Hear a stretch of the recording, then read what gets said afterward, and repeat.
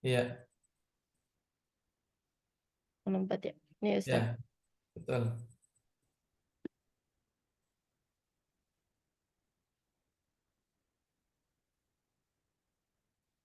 Ya, sambil kita mulai, Bu ya. Yap. Jadi eh, buku bimbingan tahsid tajwid Al-Quran eh, metode Utsmani itu ditulis oleh Ustadz Effendi Anwar, guru Al-Quran yang dulu sempat kami belajar sama beliau di Jakarta, beliau tempatnya. Itu beliau nulis buku bimbingan tahsin dan tajwid Al-Quran. Nah, di dalamnya, ya, di dalamnya itu membahas terkait tiga poin, tiga inti poin. Yang pertama itu terkait dengan makhorijul huruf, tempat keluarnya huruf. Yang kedua sifat huruf. Kemudian yang ketiga hukum tajwid, hukum bacaan tajwid. Nun sukun ketemu ini huruf ini apa hukumnya, nun sukun ketemu ini apa hukumnya. Nah, jadi 3 poin itu yang dibahas dalam buku Tajwid Utsmani. Eh, Tajwid Al-Quran sendiri, ya, tajwid Al-Quran sendiri itu artinya secara bahasa, definisi secara bahasa adalah tahsin atau memperbaiki. Tapi dalam istilah penuntut ilmu ada istilah tajwid sama tahsin. Sekarang apa perbedaan tajwid dengan tahsin? Ibu pernah dengar ya? Tajwid ada istilah tajwid, ada istilah tahsin. Nah, ini ada perbedaan. Secara bahasa dia sama. Tajwid artinya memperbaiki, tahsin juga artinya memperbaiki. Tapi secara istilah atau dalam prakteknya dia berbeda. Kalau tajwid itu kaitannya dengan teoritis. Jadi sifatnya teori kalau tajwid. Adapun tahsin itu sifatnya praktis atau praktek. Jadi kalau misalkan saya mau belajar tajwid, Ustadz, maka yang akan kita pelajari terkait teori. Ya. Adapun saya mau belajar tahsin, Ustadz, maka yang kita pelajari terkait prakteknya. Biasanya gurunya itu coba baca surah Al-Fatihah tahsin. Saya mau tahsin surat Al-Fatihah, maka baca surat Al-Fatihah diperbaiki. Tapi kalau saya mau belajar tajwid, maka yang kita pelajari terkait dengan teori. Teori. Oh, Hmm. gitu. Nah, adapun definisi tajwid secara istilah itu membaca Al-Quran dengan benar, sebagaimana bacaan Rasulullah Sallallahu Alaihi Wasallam dan para sahabatnya radhiyallahu anhu dengan cara mengeluarkan huruf dari makhrajnya, memenuhi sifatnya dan memperhatikan hukum bacaannya. Jadi membaca Al-Quran itu patokannya harus kepada Rasulullah, bacaan Rasulullah, karena bacaan Rasulullah yang sudah dipastikan benar, dan beliau adalah orang yang pertama kali menerima wahyu. Jadi manusia pertama di bumi yang menerima wahyu Al-Quran, langsung dari Allah melalui malaikat Jibril. Makanya patokan standarisasi bacaan seseorang sekarang adalah dan seterusnya adalah Rasulullah. Kemudian juga para sahabatnya. Jadi patokan bacaannya itu Rasulullah dan para sahabatnya. Bagaimana cara baca Al-Quran Rasulullah dan para sahabatnya? 3 unsur. Yang pertama, mengeluarkan huruf dari makhrajnya. Yang kedua, memenuhi sifatnya. Yang ketiga, memperhatikan hukum bacaan. Jadi, cara baca Al-Quran Rasulullah dan para sahabatnya itu ada 3 unsur. Yang pertama, huruf makhorijul huruf atau tempat keluar huruf. Yang kedua, sifat huruf. Yang ketiga, hukum bacaan. Jadi huruf-huruf dulu, baru hukum bacaan. Baru kita belajar hukum nun sukun ketemu ini hukumnya ikhfa, izhar, apalagi idgham. Nanti setelah makhraj sama sifat huruf. Jadi kalau seseorang membaca Al-Quran sudah terpenuhi 3 unsur ini, maka bacaannya sudah standar. Ya, dikatakan bacaannya sudah standar bacaan Rasulullah Shallallahu Alaihi Wasallam dan para sahabatnya. Sampai di sini paham Ibu ya? Siap, Ustaz. Ya. Kemudian eh, masih dalam pembahasan tajwid Al-Quran terkait dengan hukum. Ya, hukum mempelajari teorinya atau hukum mempelajari praktek dulu ya. di sini. Hukum mempelajari praktek tajwid atau dalam prakteknya ketika tahsin itu apa hukumnya? Itu fardu ain atau wajib, ya. Fardu ain atau wajib. Nah, itu dalilnya apa? Allah Subhanahu wa taala berfirman dalam surah Al-Muzammil, "Warattilil Qur'ana tartila." Bacalah Al-Qur'an dengan tartil.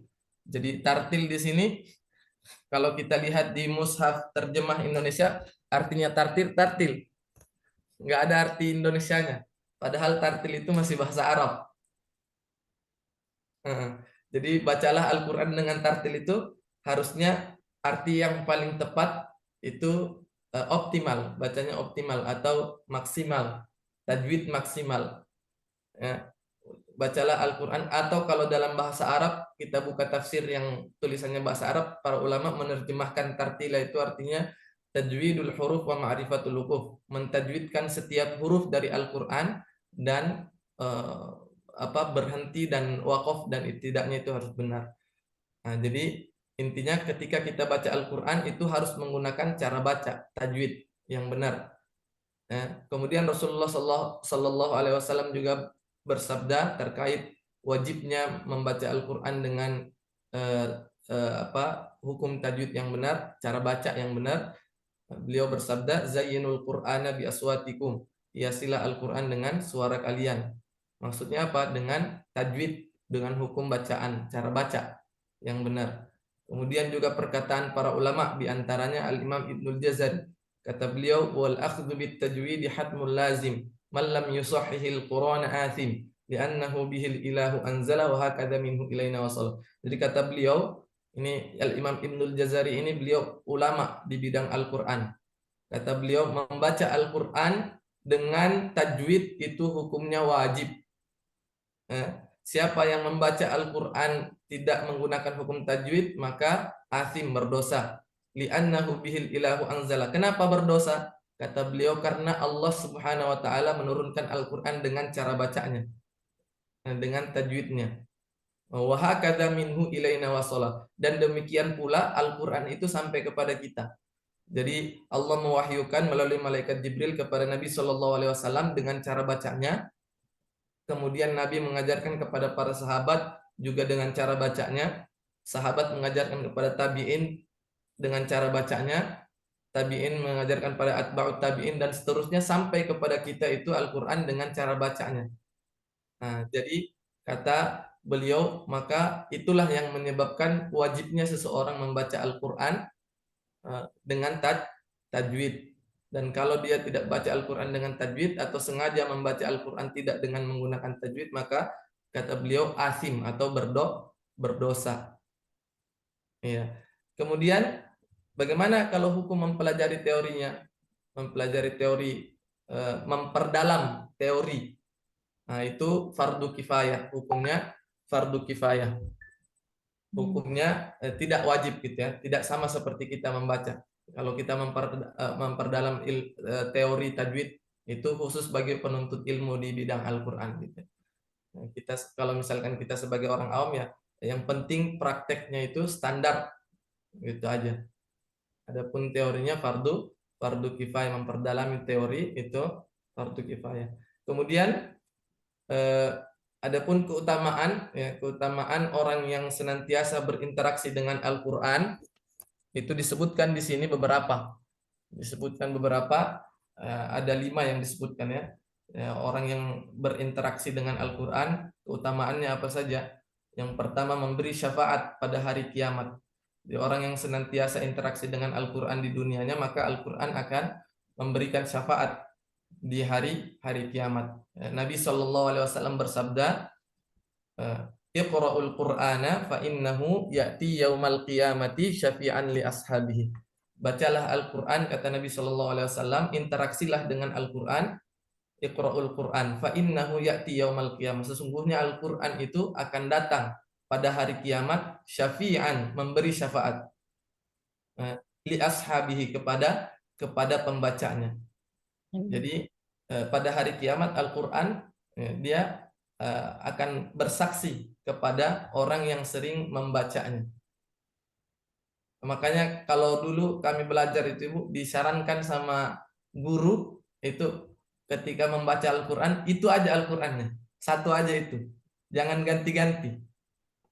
Oh, itu Karena jadi nanti dia yang akan bersaksi gitu.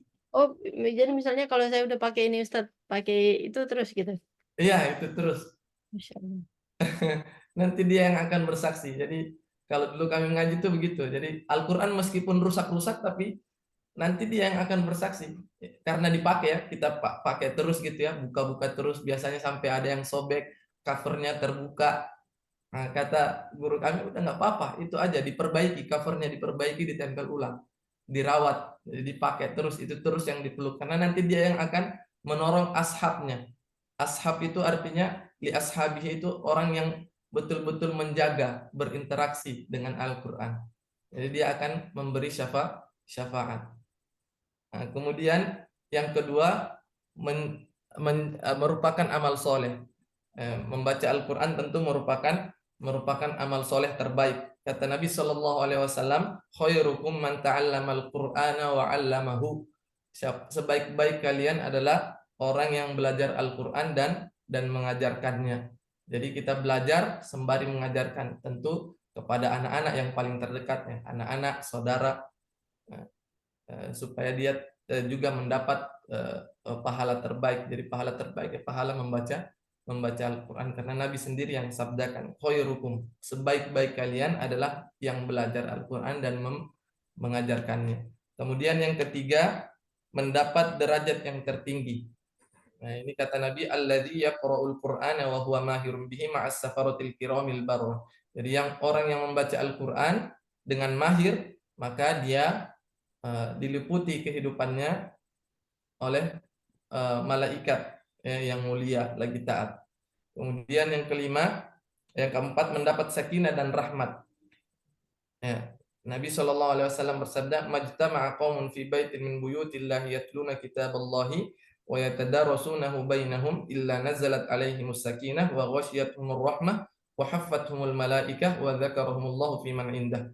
Jadi kata Nabi, siapa tidak berkumpul suatu kaum fi baitin min buyutillah di rumah Allah, ya, yatluna kitaballah, yang mereka itu membaca Al-Qur'an, wa yatadarasunahu bainahum, dan mempelajarinya, illa nazalat alaihim, kecuali turun atas mereka. Jadi orang yang membaca Al-Quran di rumah Allah atau di masjid, membaca Al-Quran kemudian mempelajarinya, ya, ada tiga, ya, empat keutamaan.